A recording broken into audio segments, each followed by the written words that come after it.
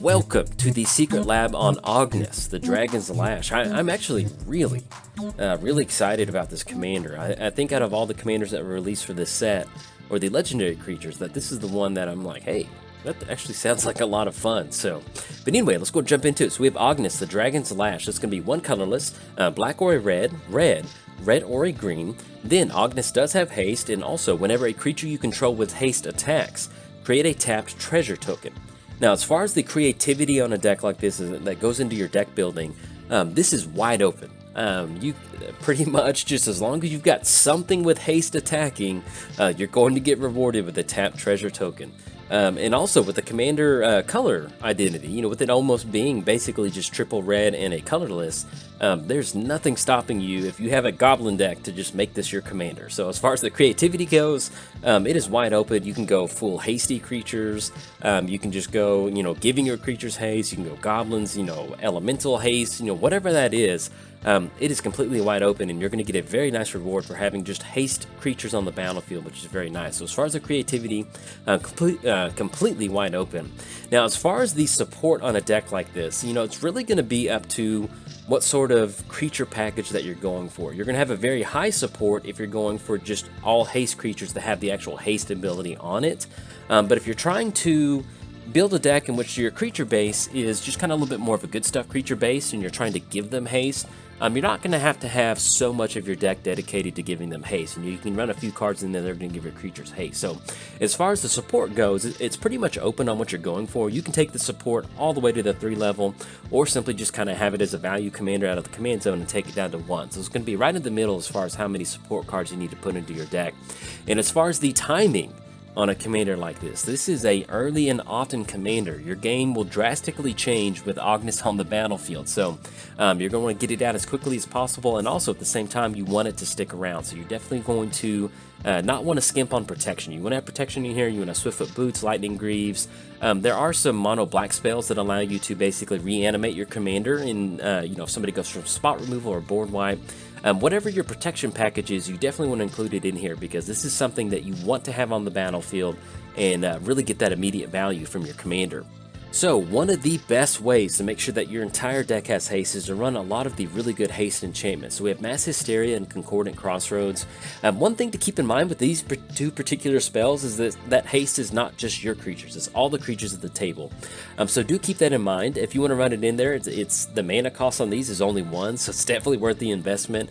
But giving everybody haste at the table, it really does change the outcome of the game, and it really does speed it up. So you may not have enough time to get enough of your stuff down to get treasure tokens, to get, treasure synergy going, whatever that may be. If you give everybody at the table haste, it may come back to bite you, so at least do keep that in mind with these 1 mana enchantments. But these are the best and most mana efficient way to give all of your creatures haste. There's also cards like Forever Creature Control have haste, Rhythm of the Wild, Hammer of Proforos, Fires of Yavimaya.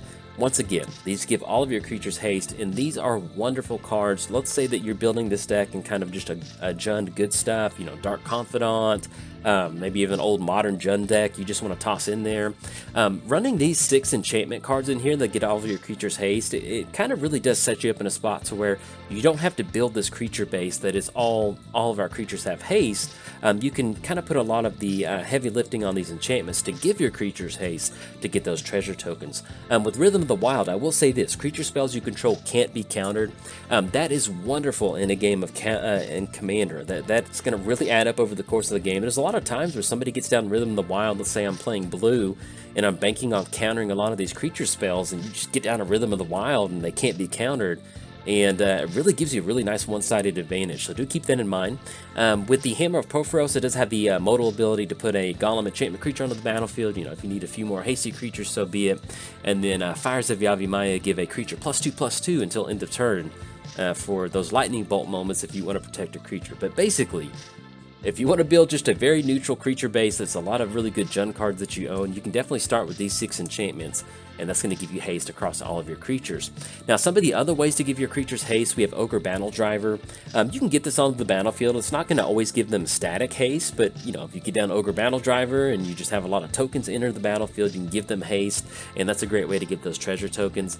And of course, one of the best ways to make sure that your entire board state have haste, and that's going to be Entomb, putting Anger in the graveyard. As soon as you go for Entomb, you can dump Anger into the graveyard on turn 2, and all of a sudden all of your creatures have haste as long as you control them out. Now if it does get exiled out of the graveyard, you do lose it, but that is pretty much one of the best ways for 1 mana to give only your creatures haste, is dumping Anger into the graveyard with Entomb, which is, yes, we're playing Commander. It's a lot of fun to do that. You can also really go into the elemental, getting these elemental tokens onto the battlefield, giving them haste, giving you these treasure tokens. A lot of these cards, like with Temple Vengeance and Firecat and Blitz, that's going to give you the option to almost kind of, you're still going to have the actual spell cost with Firecat Blitz, but if you're getting 6 of those tokens on the battlefield, spending 6 mana, and you're going to be able to get those treasure tokens on the back end, you can run these cards that get these elemental hasties out there and really get some good treasure tokens for it. So as far as how heavy you want to go with these tap out X elemental spells, that's up to you. But with Elemental Mastery, I will say this, I love this card. So you can put it on a creature. Enchanted creature has tap, put X 1/1 red elemental creature tokens with haste into play, where X is this creature's power, remove them from the game at the end of the turn. So even if we just get this on our commander, a creature that has 4/4, every single turn you're going to be able to tap down that creature, get 4 haste elemental tokens onto the battlefield, and get those treasure tokens. So especially if you have a big creature out there with Elemental Mastery, hey, that's going to be a lot of treasure tokens. This is one of my favorite cards in Magic, so I would definitely run it in there just for the fun factor. If you can get it on one of your big creatures and get a lot of treasure tokens, it's going to be a lot of fun. But as far as cards like Temple Vengeance and Firecat Blitz, that's up to you, but I probably won't be running them. But if you want to get some hasty stuff out there to get treasure tokens, that is where you start. Now, outside of the elementals, one thing that we can do is really kind of hit on the treasure theme. So there's cards like Dockside Extortionist, Academy Manufacturer, and Pitiless Plunderer. With Dockside, depending on when you get it down, that's going to give you a lot of treasure tokens when it enters the battlefield. You also have lines of bringing it out of the graveyard to kind of reanimate it. So that's definitely going to be a way you can generate a ton of treasure tokens outside of haste. With Academy, this just gets silly. No matter what sort of Ognis deck you're building, I definitely throw Academy in there, because if you can get a 3-for-1 off of a treasure token and get a food and a clue token to tag along with it, you're going to end up with a ton of artifacts on the battlefield.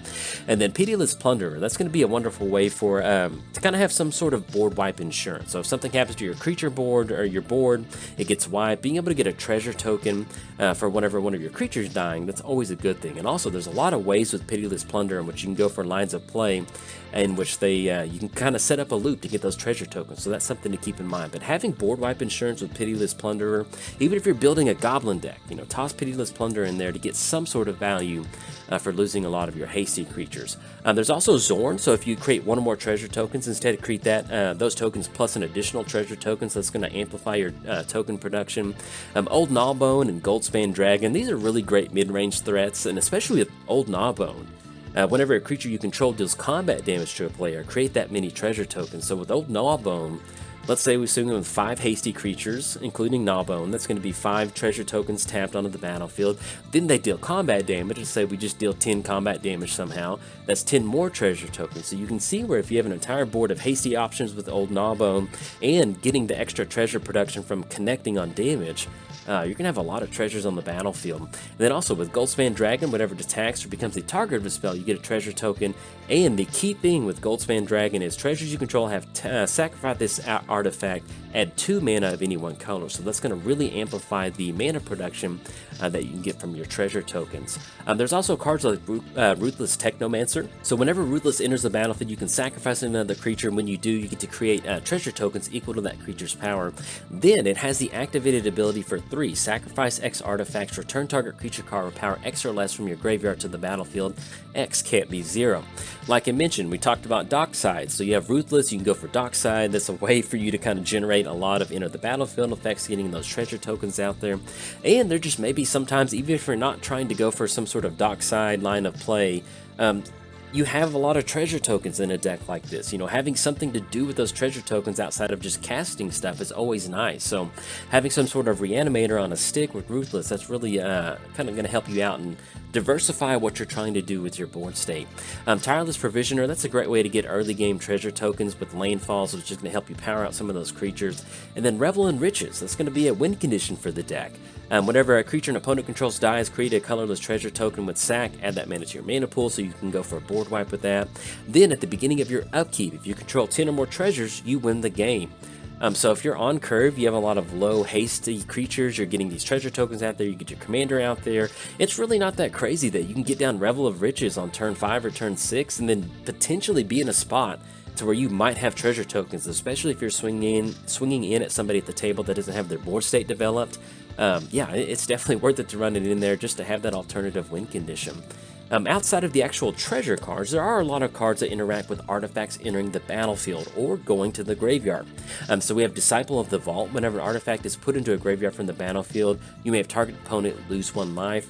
One thing to keep in mind is that if you're new to Magic, maybe you don't know this interaction, whenever you sacrifice a token or whenever a token dies, it does go to the graveyard, it just ceases to exist. So if we crack a treasure token, Disciple of the Vault will trigger because that artifact did go to the graveyard, it's just not there anymore, and you still get that trigger. Same thing with Marionette Master. Whenever an artifact is put into the graveyard from the battlefield, targeted opponent loses life equal to its power. So let's say we go for Fabricate and enters the battlefield with those 3+1 counters, that's going to make it a 4/3. You sacrifice 4 tokens, 4 treasure tokens, 4 times 4, that's 16 on one player right there, with simply just Marionette Master on the battlefield. So you can see where, you know, as I'm talking about the creativity on a deck like this, let's say you build a Goblin deck, but then you just have Marionette Master as some sort of extra win condition to sacrifice those treasure tokens to kind of help grind it out outside of the combat damage, you know. With all of these artifact synergy cards or these treasury cards, you don't have to run all of them in there. Sometimes just running 1 or 2 of these in here, like Disciple of the Vault and Master, that's a great way to kind of have an extra way to attack your opponent's life total. With Reckless Fireweaver, whenever an artifact enters the battlefield, it's going to deal 1 damage to each opponent. So let's say we get 5 treasure tokens on the battlefield, that's 5 damage to each opponent. We sacrifice those 5 treasure tokens, target opponent loses 5 life with Disciple of the Vault. So you can see where you're getting this overlapping synergy of artifacts entering the battlefield, then going to the graveyard, and having that deal damage to your opponent, or at least attacking your opponent's life total. Some other good artifact support cards, we have Magda. If you're running Dwarfs in here, awesome, go for it. You're going to get that +1/+0. But one of the cool things about Magda is sacrifice 5 treasure tokens, search your library for an artifact or a dragon card, put it on the battlefield, then shuffle your library. So let's say we have those treasure tokens going from our hasty creatures, we have Magda on the battlefield, we can sacrifice 5 treasures and get Goldspan onto the battlefield, or the other the mono red dragon, I forget its name, and get that onto the battlefield. So simply just running Magda allows you to get into those 2 dragons that really care about having treasure tokens onto the battlefield.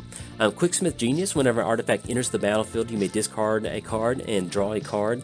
One of the good things about something like Quicksmith Genius is having that looting effect, and you have in rapid succession.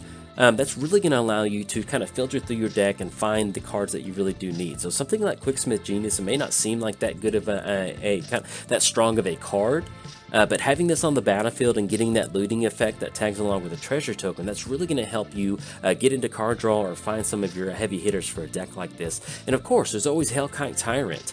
Whatever deals combat damage to a player, gain control of all artifacts that player controls. Then at the beginning of your upkeep, if you control 20 or more artifacts, you win the game. So you can go for that gain control, or you can simply just get 20 treasure tokens on the battlefield and you're good to go. Some of the other cool stuff that you can do with artifacts, we have Underhanded Designs. Whenever an artifact enters the battlefield under your control, you can pay 1, each opponent loses 1 life, and you gain 1 life. One of the good things about Underhanded Designs is that that's going to hit everybody at the table. It does cost you 1 mana when an artifact enters the battlefield, but spending 1 mana to drain each player at the table for 1, that is definitely worth an investment. And then with the sacrifice ability, you can destroy target creature. Most of the time, you're going to be going for the enter the battlefield effects, but with the ability to destroy a creature, it's always nice to have that.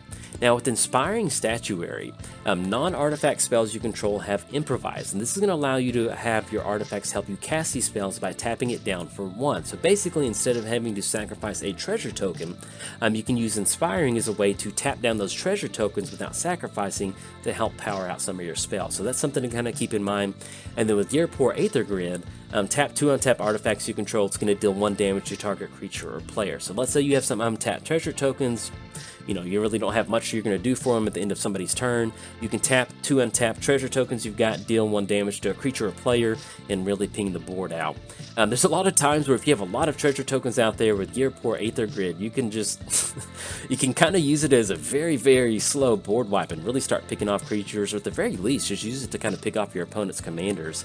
And that'll really make sure they stay off the battlefield and you keep those treasure tokens going. Once again, hitting on Improvise, we also have some really good kind of removal within the artifact. We have Battle at the Bridge. Improvise, you can tap your artifacts to cast this spell. Target creature gets -X/-X until end of turn, you gain X life. So that's kind of something to kind of keep in mind instead of just running something like Doomblade or Murder.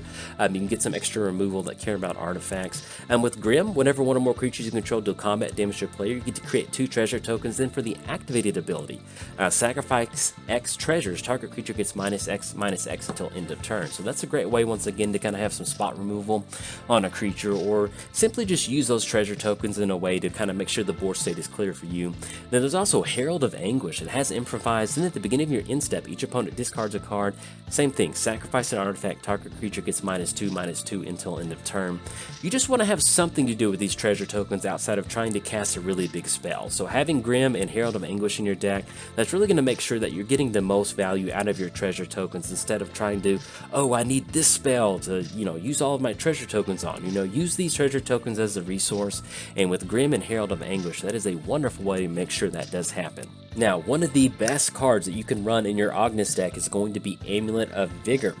Whenever a permanent enters the battlefield tapped under your control, untap it.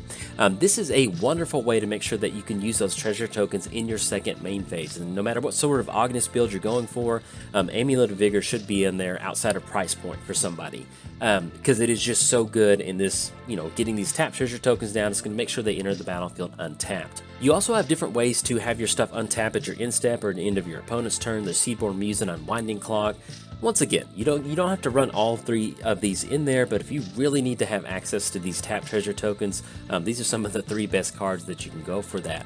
Now, we have talked about ways that you can use your treasure token for removal, you know, improvise different ways. One of the other ways that you may want to kind of take your deck is into some sort of extra combat step. A lot of these extra combats are going to cost about 5 mana, so as long as you can get past that 5 mana threshold, you're going to get into a spot to where it's just kind of going to be a free spell, especially if you have an open swing at a player to get those treasure tokens. With Aggravated Assault, that is an enchantment and that is an activated ability. So for 5 mana, untap all creatures you control. There's an additional combat phase. So let's say we have our commander on the battlefield.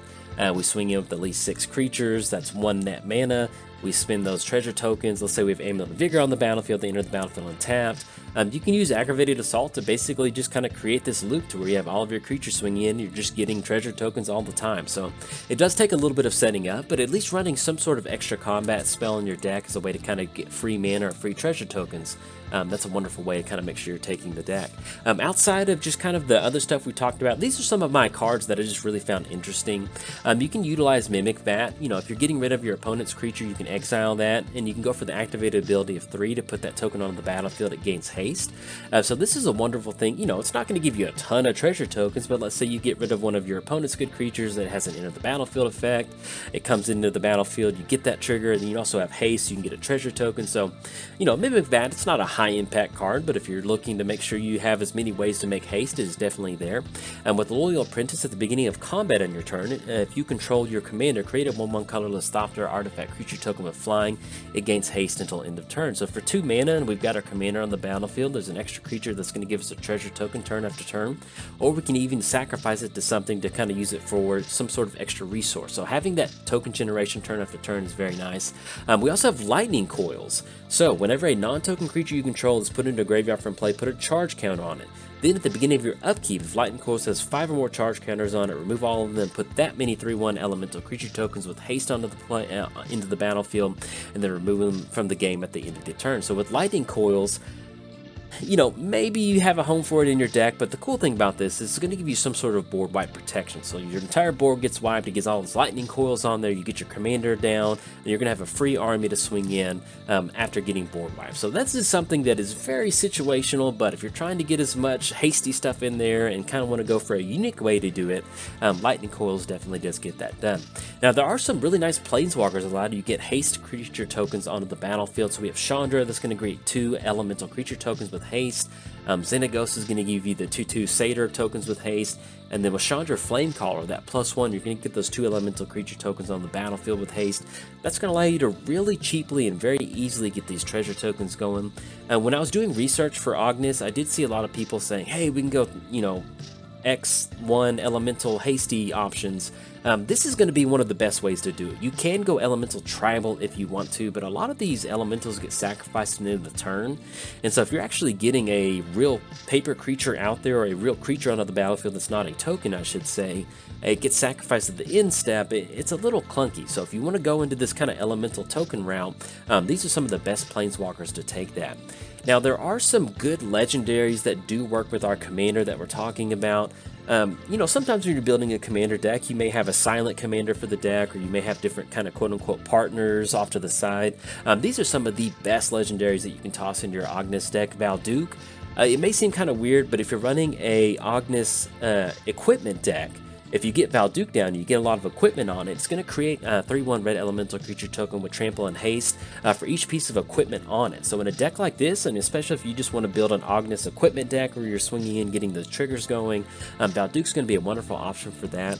Sequoia Deathkeeper, this is going to be a great way to make sure you have board wipe insurance. And so whenever another non-token creature you control dies, we're going to get a 3/1 Graveborn creature with haste. So that's a great way to kind of hit the reset button on your board. And then with Rakamar, you know, that's just a red mana activation. Get a 3/1 elemental creature token with haste into play. So there you go. You can get an extra treasure token with that. And there's also Togo, Goblin Weaponsmith. This really doesn't have much to do with treasure tokens other than just you're going to end up with a lot of rocks on the battlefield with Togo. So if you're running an Artifact Matters deck where you're trying to get as many artifacts on the battlefield, Togo is a wonderful option. And there's also the new commander they've released, Hinzi. Each creature you control has Blitz with 4 mana value or greater. It's going to have Blitz, so that's going to give you the haste option out of the graveyard. And with Jaxus, you can discard a card that's going to allow you to discard a card and have that hasty creature enter the battlefield. It also does have the Blitz option. So, like I mentioned, you don't have to run all of these in there, but if you want to build some sort of weird Jund legendary creature deck, or, you know, kind of hit on one of these as the silent commander for the deck, these are some of the great places for you to start. Now, I did mention at the beginning of the video, you can just totally just build a straight up mono red goblin deck with this if you want to. One of the nice things about goblins is, as a tribe, they do care about haste. They care about haste, and they also care about having a lot of goblins on the battlefield. So as far as some of your hasty goblins, you got Goblin Chieftain, Frog Tosser, and Goblin War Chief. These are going to make sure that all of your goblins have haste. One of the other things that you can kind of keep in mind is the Legion War Boss and Goblin Assault. These are going to be ways that you can get these goblin tokens onto the battlefield and still have that haste active, which is going to give you those transfer tokens. Chancellor of the Forge, whenever it enters the battlefield, put X 1/1 red goblin creature tokens with haste onto the battlefield, or X the number of creatures you control. So you can see where if you're building this goblin tribal deck, you have a lot of them out there. You use treasure tokens to get Chancellor out there. You can really amplify the number of goblins that you have. You're going to end up with a lot of treasure tokens and a lot of goblins on the battlefield. Even if you are just building a really dedicated goblin deck, there's also a lot of goblins that give your goblins just haste by themselves. So we've Goblin Bushwhacker, Battlecry Goblin, Hellraiser Goblin. So you can see where you have some combination of these on the battlefield. You get the goblin production from Krinko. You end up with a lot of creatures on the battlefield. They all have haste. There's a lot of treasure tokens. There's just a lot of things that goblins can do in a deck like this that allow you to basically just get a ton of treasure tokens out there. Outside of the actual goblin tribe, there's a lot of different ways to where if you're trying to build just a haste creature base, there's a lot of different abilities that give your creatures haste. Now, from the new set, they did release Blitz. If you cast this spell for its Blitz cost, it gains haste. Whenever a creature dies, draw a card, sacrifice it at the beginning of the next end step. So what I'm going to do on these next few slides is basically just kind of highlight the different abilities that you can research if you want to jump into more hasty options. Blitz is going to give you that ability to make sure that they have haste out of the hand and get some sort of incremental value. There's also creatures that have have the dash ability. You can cast it for its dash cost. It's going to gain haste, and then gets returned back to the hand, which is nice. So that way you don't have to sacrifice that creature. You can kind of keep that extra haste attack going if you want to. And there's also Encore. With Encore, you can exile this card from your graveyard. For each opponent, create a token that's a copy of it and attack that opponent this turn if able. So you can see where, let's say you have a lot of treasure tokens out there. We go for the Encore on Phyrexian Triniform. That is a very big Encore for 12, but if you can get those out there and then sacrifice them, get those 3/3 Golem tokens onto the battlefield, hey, that's a lot of fun. So let's say you have haste and you've already, you don't need to put anger into the graveyard with Entomb. You can get Entomb on Triniform. You have the treasure production. You can go for that Encore. And there's also Unearth. So with Unearth, you're going to be able to return it from the graveyard. It has haste. Once again, that's going to be some of your elemental stuff. You've got Corpse Connoisseur, which is going to allow you to find anger into the graveyard. Whatever that may be, Unearth is going to give you a lot of haste options out of the graveyard. But that is going to be it for the video. I'm super excited about this commander. In fact, I may end up kind of building 2 or 3 versions of this commander because, building a super artifact heavy deck sounds like a lot of fun with the end of the battlefield effects. You can also just go for this kind of mono red goblin deck and get as many goblins on the battlefield and try to get as much mana as possible. I mean, there's just a lot of possibilities you can take this commander. In fact, hop in the comments, let me know how you're deciding to take this particular commander, and especially with people watching this video, they want to build this commander. They may grab some ideas from your deck idea or whatever, but hop in the comments. I would love to read those. And the main thing, just have fun with Ognis. There's not really any wrong way to build this deck. You can go light haste with kind of universal haste options or all haste, whatever that may be. Just kind of get out there, stretch your magic brain, and have fun with building this particular commander. But anyways, if you enjoyed the video, hey, like and subscribe. Thanks. Bye.